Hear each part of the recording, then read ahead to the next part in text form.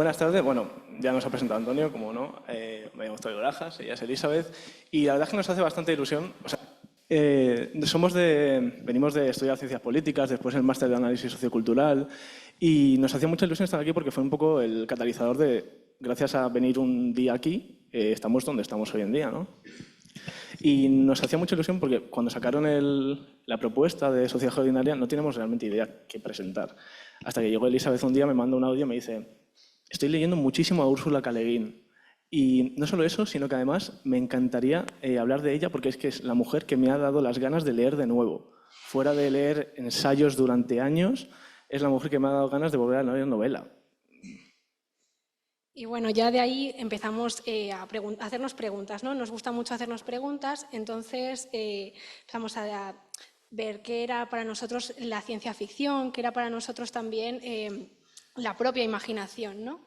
Y entonces siempre nos teníamos en la cabeza dos cosillas, las mismas siempre. La típica frase de Jameson de es más fácil imaginar el fin del mundo que el fin del capitalismo. Y por otro lado teníamos también el ¿y si imaginamos? ¿Y si cambiamos cosas? Y partiendo un poco de esa pregunta del easy, queríamos llegar un poco, el origen de la ciencia ficción realmente se basa en preguntarse ¿y si imaginas esas tecnologías increíbles o unos planetas, unos mundos diferentes, una ciencia que nunca se ha visto, unos bichos que salen de agujeros espaciales raros, ¿no? Y vemos eso como una forma de una apertura de puertas y ventanas donde es posible llegar a imaginar un poco, pues aquello que no se veía posible se puede imaginar con esa ciencia ficción. Bueno, hemos dividido lo que vamos a exponer en artefactos culturales y hemos cogido cine, es decir, series y películas también, literatura y videojuegos. Antes, un pequeño inciso, porque como yo me voy a encargar de la parte como literaria, digamos, está solo representada por mujeres, por justicia epistémica, porque todos los productos culturales de tanto videojuegos como el cine están dominados por hombres y no nos gustaba mucho, y esto ha sido de mutuo acuerdo, nadie ha sido obligado, lo prometo. Así que ya os aviso, vamos a hablar de muchas cosas bastante variadas. No hay nada hablado muy concreto, muy en profundidad. Nos hemos centrado en ciertos aspectos bastante importantes que creemos relevantes, ¿no? Y bueno, si hay alguna serie que creéis indispensable, lo siento mucho, no ha tocado. ¿Otra vez era? ¿Por qué creemos que la ciencia ficción tiene un papel tan importante? Bueno, pues porque al final es la imaginación tomando forma narrativa, ¿no? En forma de relato, pues nosotros podemos apreciar digamos, todo el contenido, tanto científico como la ficción, y vamos aprendiendo de ello, y además nos causa pues unas emociones, unos sentimientos que podemos, no sé, lo disfrutamos mucho más, ¿no? De las tres partes en las que hemos dividido un poco esto, pues la ciencia es algo que, visto así, está constantemente en todas las verdades que necesitamos del mundo día en día. O sea, todo lleva un método científico detrás. Abordamos problemas, lo dividimos en subproblemas, economizamos, maximizamos, minimizamos beneficios, de tal forma que todo está medido por esa lógica científica y también una lógica capitalista económica que lo regía todo, ¿no? Incluso, a mí me sorprende mucho esa forma de tratar, por ejemplo, las relaciones sociales a medida de pros y contras. Tenemos un pro, me gusta esta persona, pros y contras de estar con esta persona, las red flags y las green flags, como diríamos ahora mismo, ¿no? Y siempre la ciencia tiene ese método científico que tiene que estar en mitad de todas nuestras formas de relacionarnos. Después, la ficción, pues ese arte, esa creación artística que tienen estos artistas, imita la realidad, imita esas estructuras de poder que tenemos, que el artista no puede separarse. Realmente es esa ciencia toma un papel, se comporta en la ciencia ficción como el científico, el que inventa la sociedad, la madre ciencia, se mitifica, ¿no?, la ciencia en todos estos relatos. Y es precisamente esa intersección se da en la narración, esa narración de la ciencia ficción que nos permite, de una forma, primero, generar emociones y generar imágenes que se quedan grabadas en todo el imaginario social. Todo el mundo, cuando pensamos en el espacio, sabemos perfectamente qué espacio estamos pensando. Se nos viene una imagen de una película, de un videojuego, de donde sea, Y eso queda grabadísimo. Y luego también nos permite aprender. O sea, aprendemos muchísimo con la ciencia ficción de cosas que normalmente estarían relegadas a científicos, gente que sabe física cuántica, gente que sabe biología muy concreta, biotecnología, todo ese tipo de cosas. Vamos, yo, por ejemplo, las paradojas temporales las he aprendido con Regreso al Futuro, no leyendo a física cuántica ni nada por el estilo. Vamos. Y ahora vamos a empezar a presentar los artefactos culturales, pero bueno, los hemos dividido por subgéneros. Dentro de lo que es un género tan amplio como la ciencia ficción, pues hay distintos subgéneros. Y vamos a empezar por el espacio.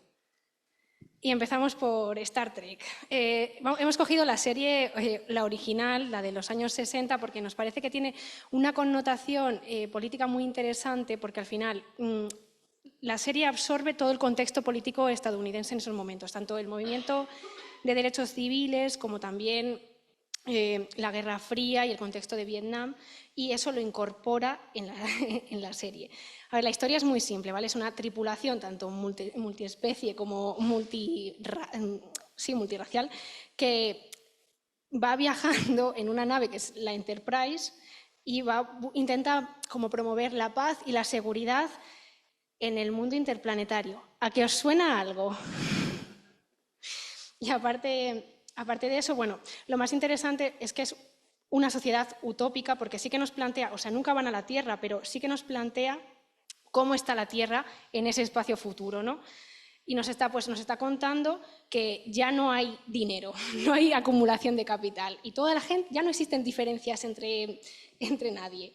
Y lo más importante para mí, y el motivo por el que la hemos metido, aparte de la gran referencia que es la importancia de la representación de una mujer racializada en los años 60 y en un puesto de teniente, porque realmente luego, viendo un documental sobre ciencia ficción, salían un montón de actrices diciendo que es que parecía que el futuro no había espacio para ellas, porque no se veían reflejadas ni en la ciencia ficción ni en ningún otro producto cultural de ciencia ficción. Ahora bien, si seguimos hablando de espacio, no podemos dejar de lado Star Wars. Star Wars es el espacio en sí mismo. Siempre que pensamos en él, es que lo tiene todo, es el arquetipo. Tienes el bien, tienes el mal, tienes el imperio, tienes el Darth Vader y los clones, tienes el bien en forma de los rebeldes. También como Star Trek bebe mucho de la guerra de Vietnam y de Estados Unidos en su tiempo, ¿no? Y hay una cosa que a mí es lo que más me enamora de Star Wars y de todas las series y películas que hay alrededor, como Mandalorian o, por cierto, Western, Mandalorian. Y tienen los planetas, las especies que genera. O sea, ahí tienes el planeta de desierto, pero es que hay uno entero de lava, uno acuático, Naboo creo que era. Tienes toda una serie de iconografía que se va quedando y que va generando un universo increíble en todo este mundillo. Bueno, ahora por fin ya es mi momento, ya puedo hablar de Ursula K. Le Guin. A ver, tengo que decir que no solo me supuso, como dijo Octavio, el reencuentro placentero con la lectura, sino que también jolín, es que era como leer y también pensar y sentirme capaz de imaginar, ¿vale? Es una cosa que es muy difícil porque como la educación está estructurada de tal manera y tenemos estas estructurantes, es difícil, ¿no? Entonces ella decía que la ficción imaginativa nos da esa capacidad para poder imaginar otras formas de vivir, otras formas de ser, ¿no? Y tal como dijo ella una vez, vivimos en el capitalismo. Su poder nos parece inevitable, pero también lo era el derecho divino de los reyes. Y ahora voy a presentar 2 libros. O sea, me ha costado mucho elegir, pero he cogido los más conocidos. Y por motivos... no me quites esto, ¿eh? No me lo quites. Vale. El primero es La mano izquierda de la oscuridad.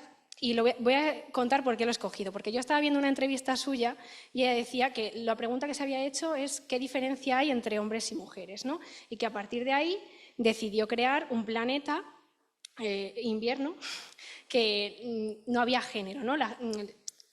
Todas las personas que había ahí eran andróginas, se reproducían una sola vez al mes y podían adoptar cualquiera, o sea, podían ser hombres o podían ser mujeres en la reproducción, ¿no? Y entonces llegaba un enviado que venía de otro planeta, que sí que tenía el género masculino. Y claro, no es lo importante es la historia, sino que ella se enfrentó a un montón de críticas desde autoras feministas y tanto de ciencia ficción como de otros géneros, porque le decían que no había llegado lo suficientemente lejos. Y ella cuenta en un documental, pues es que me enfadó mucho esta crítica, porque yo no lo entendía. Pero luego ella, a partir de los años y de la reflexión y la oleada del feminismo, la permitió reflexionar sobre el tema y decir, jolín, si es que en verdad que yo haya creado un espacio sin género no implica que yo no esté reproduciendo esos ideales, ¿no? ese patriarcado. Y entonces ella llegó a la conclusión y dijo esa frase que viene ahí, que es: mi trabajo no es llegar a una respuesta y simplemente soltarla, sino mantener las puertas abiertas y abrir también las ventanas. Pero ¿quién entra y sale por esa ventana? ¿Quién abre las puertas? ¿Cómo lo voy a saber? Ahora sí pasa. Y por último, pues los desposeídos, porque tenía que meterlo, porque es la historia del planeta Urras, que es una sociedad capitalista, la rebelión de una parte de la civilización y la huida hacia la luna, que es Anarres. Y pues lo que más interesa de todo como lo expresa Le Guin es esa forma que tiene de plantearlo todo como una especie de contradicción, ¿no? Ni esto es bueno, ni esto es malo, ni todo es como una mezcla y tenemos ese espacio para seguir imaginando. Ya se puede pasar. Bueno, y otro subgénero que queríamos introducir era la distopía, porque ¿quién nos ha imaginado alguna vez el fin del mundo? Pues todo el mundo se lo ha imaginado. Hemos metido a Octavia porque nos gusta mucho y porque hemos empezado a leerla, y sobre todo he metido la parábola del sembrador porque nos gusta la idea que promueve este libro, ¿no? Ya no es solo el mundo distópico que plantea, sino también el hecho de que, jolín, lo más importante aquí es la comunidad que crea, y la idea de que la religión no es necesariamente una forma de control, sino, jolín, una forma en la cual se promueve esa creencia en lo comunitario, ¿no? Esta gente sobrevive haciendo comunidad, sobrevive porque todos confían en ellos y todos crean conjuntamente. Y también pues, el cuento de la criada en distopías tenía que venir, pero bueno, que lo hemos metido un poco para contar un poquito que no es tan distópico realmente. Lo más interesante es la clasificación de las mujeres. Y va por colores también, están las criadas, que tienen el color rojo y su funcionalidad es básicamente procrear, servir para crear la descendencia de los poderosos. Están las esposas que visten de azul y que, bueno, son las mujeres que tienen necesitan a las criadas para conseguir tener descendencia. Luego están las martas, que es una figura que me parece como muy interesante, que son verdes pálidos y tal, y realmente, como son estériles, su función es básicamente limpiar y cocinar para los poderosos. Las no mujeres, que son mujeres desterradas, y ya las, ¿cómo se llaman?, econoesposas, que están vestidas a rayas y son mujeres de hombres pobres. Bueno, esta clasificación tampoco es tan rara ni tal, porque a mí me parece como un reflejo de un imaginario del patriarcado, donde lo único que ha hecho es separar una función que generalmente está en una mujer, la de ser la que cría, la que tiene los hijos o procrea, y la que limpia. Por eso nos ha parecido interesante meterla. Ahora, siguiendo el tema de distopías, entramos ya un poco en videojuegos. Y hay infinitos videojuegos sobre distopías, no os podéis ni imaginar. Hemos escogido este porque creo que es la clave con esto. Papers, Please. Es un videojuego muy, muy, muy simple. Se trata de que tú vives en la República de Artoska, que tiene una iconografía completamente dictatorial, mucho remanente Unión Soviética o Alemania nazi, lo que fuera. Y te toca en la lotería del Estado, la lotería de trabajo del Estado, te toca que vas a ser agente de aduanas. Tú como agente de aduanas tienes que dejar pasar a las personas, sellando los documentos dependiendo de los documentos que te pidan desde la administración, ¿vale? Pues cada día, porque el juego se divide en un sistema de días, al final del día vuelves a casa y tienes que elegir tú si dar de comer a tu familia, calefacción, medicinas, a toda la gente de tu familia, ¿no? Ya sean hijos, cuñada o abuela o lo que fuera. La historia del juego viene en el momento en el que te empieza a llegar gente con historias muy emocionantes. Realmente, este hombre, por ejemplo, a ver, el juego lo trata como un loco, pero un señor vagabundo que va entre los países y te empieza a traer pasaportes falsos pintados por él. Y le puedes decir si le dejas pasar o no. Si dejas pasar, evidentemente, o haces tu trabajo mal, se te penaliza con menos dinero. Hay un juicio crítico ético de decir, oye, ¿por qué dejo pasar a esta persona si voy a perder dinero y no voy a poder alimentar a mi familia y pierdo la partida si no alimento a mi familia o me quedo solo? El juego tiene más de 20 finales o algo así posibles. También hay una organización terrorista, incluso en las subhistorias del juego, para intentar derrocar la República Tosca. Es un juego bastante interesante por esa jugabilidad, ¿no? Los videojuegos permiten esa jugabilidad de la ciencia ficción, una ilusión de una elección bastante interesante. O sea, a mí me gusta mucho sobre todo porque te permite jugar esa ciencia ficción, no solo ver imágenes. ¿Y cómo vamos a hablar de ciencia ficción sin mencionar los monstruos? Y cuando hablamos de monstruos siempre nos viene a la cabeza Frankenstein. A mí de Frankenstein, bueno, nos han interesado muchas cosas. Podríamos pararnos aquí y hablar muchísimo de Frankenstein, pero vamos a mencionar unas cosillas breves. Primero, la figura del creador como un dios omnipotente capaz de crear la vida. También esa dicotomía, ¿no?, de apoyar el progreso científico y a la vez también temerlo. Tenemos un poquito de miedo de qué puede salir de ahí. Y lo más interesante quizás es el elemento de la monstruosidad, del nosotros otros, que se ve reflejado en los elementos de los monstruos. Y a ver, aquí es como lo humano y lo no humano, donde está la barrera, la frontera, ¿no? Pero que es un reflejo para mí del nosotros versus los otros, y que entronca también con la película de La Cosa, de John Carpenter, porque, jolín, era como una película en la que no se diferencia lo monstruoso, ¿no? De repente hay una especie de monstruo que es capaz de copiar la figura y actuar como un humano. Entonces, esa no diferenciación, ese miedo, esa mutación, digamos, viene a contrariar esa dicotomía, ¿no? Y entonces, ¿quién es el monstruo ahora? Hay otra serie de monstruos, por hablar un poquito más. Alien, todo el mundo conoce Alien, la película de Ridley Scott. El espacio y el monstruo mezclado en una nave espacial, se mete el concepto del terror y por primera vez se da al alien una biología. Se le explica cómo se reproduce, qué come, cómo caza.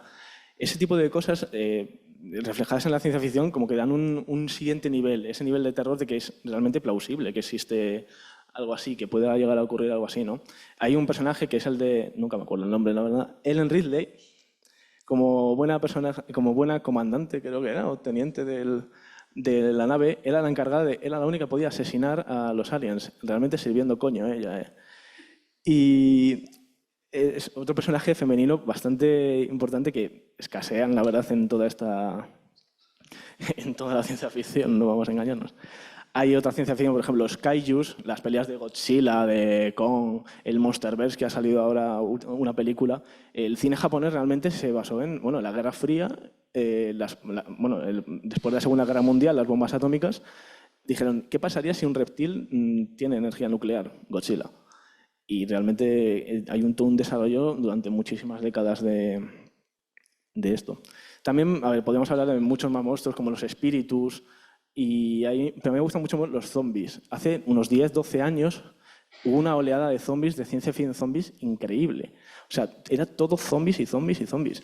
Bueno, pues en uno de los juegos de disparos más conocidos de la historia, decidieron meter un modo zombies y te puedes convertir en un antifascista pegando de tiros a zombies nazis. ¿Vale? ¿Cuántas horas habré echado con mis colegas jugando a este juego? Pero bueno.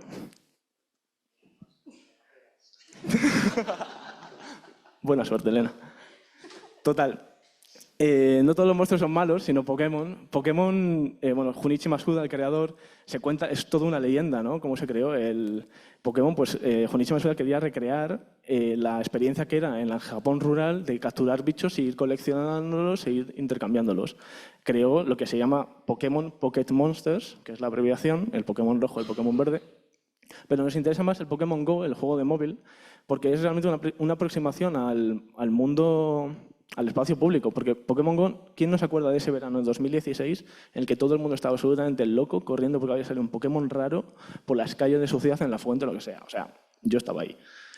Y ahora se hacen eventos semanalmente donde se une la comunidad, mensualmente también, y ahora el Pokémon Go Fest, que por cierto, del 12 al 14 de junio es en Madrid, por primera vez en España, así que ya sabéis, si veis a mucha gente jugando, corriendo con merchandising de Pokémon, es porque el evento está en el Retiro y tal.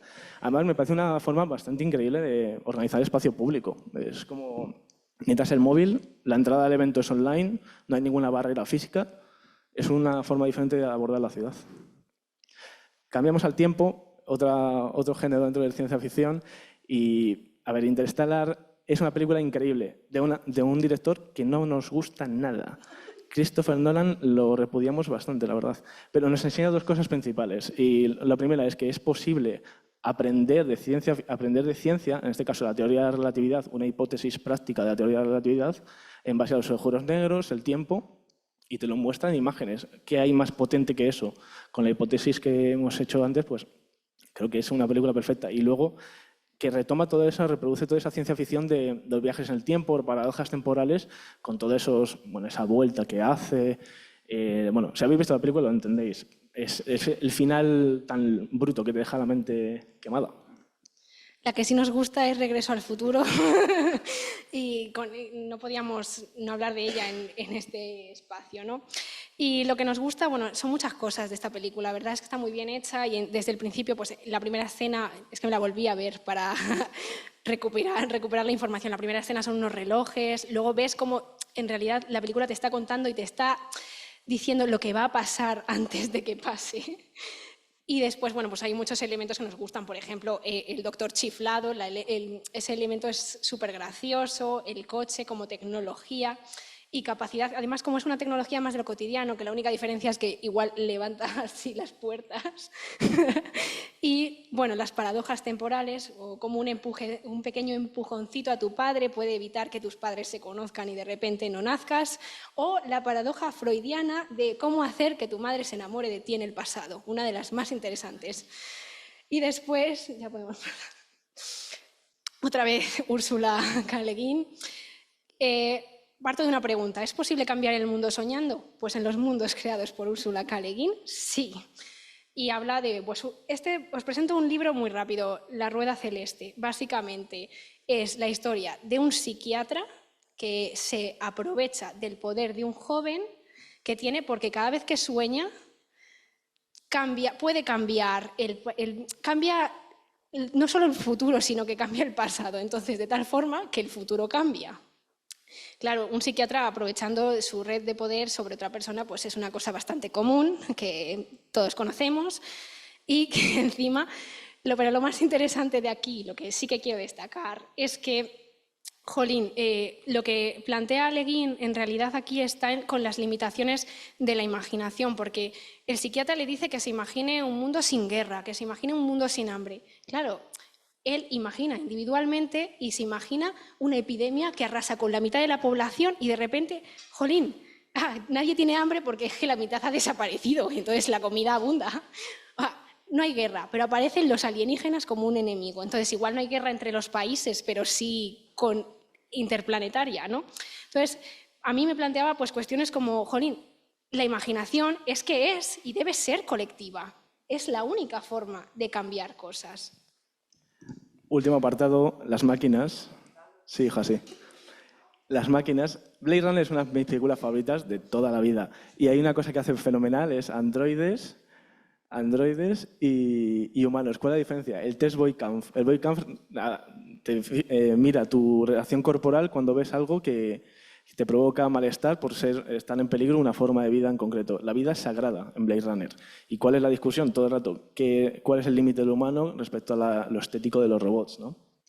Podría hablar también de Schwarzenegger en Terminator, mi queridísimo Schwarzenegger, pero si hay una recomendación que os tengo que hacer, Los Mitchell y las máquinas, una película súper divertida, de comedia, en la que una especie extraterrestre robot invade la Tierra. Maravilloso. Último artefacto que presentamos es un videojuego que es la inversión de la fórmula. Normalmente los seres humanos dominan a los robots y hacen experimentos con ellos, pero en Portal Son los robots los que dominan al ser humano que le tiene esclavizado. Esa es la IA, GLaDOS se llama, que lo que hace es torturar a las personas que tienen encerradas, llevándolas haciendo puzzles con esos portales que veis ahí, que son portales de teletransporte, ¿vale? La narrativa del juego entera es que GLaDOS le gusta esa tortura. Y es curioso como al ser un juego de puzzles, tú como jugador estás sintiendo esa tortura. O sea, te frustran los puzzles, te frustran no poder pasártelos. Y de una forma u otra estás dándole la razón a GLaDOS y te está gustando mucho, le está gustando mucho hacerte pasar por eso. Ahora sí, conclusiones, un puntito. 3 pinceladas. Lo primero, queríamos rechazar esa figura del creador. Nada se crea en el vacío, todo bebe de algo. Star Wars bebe de Star Trek y Star Trek bebe de las novelas pulp. Todo viene de algún lugar, está mediado, se sitúa desde algún punto de vista muy concreto. Después, la posibilidad de la imaginación que nos da la frase de Castoriadis de cuestionar lo dado. Al fin y al cabo, si no es posible imaginar lo imposible, en la ciencia ficción yo creo que lo puede llegar a lograr. Y ya por último, un cuento de Le Guin que traemos aquí, Los que se alejan de Homelas, que nos presenta la ciudad de Homelas, que es como una ciudad maravillosa, ¿no? Nos la presenta como lo mejor del mundo, un sitio donde solo hay alegría, y de repente te dice, pero claro, en una de las casas, en el subsuelo, hay un niño o una niña de unos 6 años de edad que está siendo maltratado. Y todo el mundo lo sabe y toda la felicidad y la alegría de esa ciudad se sostiene gracias a esa acción.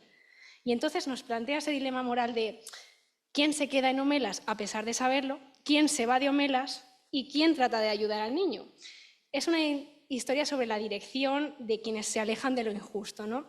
Y nos sirve un poco para pensar en la actualidad y la situación pues, de Europa y otros países con Palestina, porque puede que no nos afecte a nosotros porque no nos va a caer mañana una bomba aquí, aunque nuestras vidas no sea como la maravillosa ciudad de Homelas. Pero no podemos mirar hacia otro lado ante un genocidio. Muchas gracias y ¡Viva Palestina libre!